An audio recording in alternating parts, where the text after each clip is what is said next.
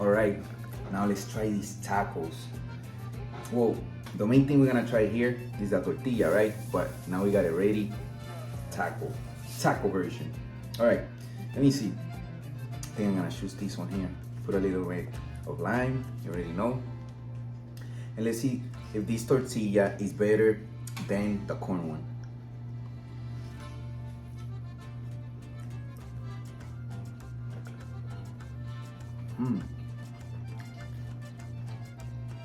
Okay.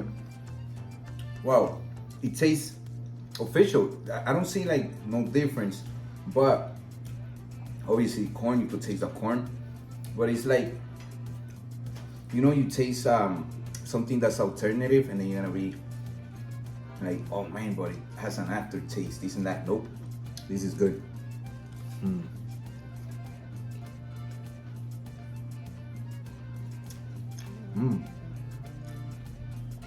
It's not gummy, none of that.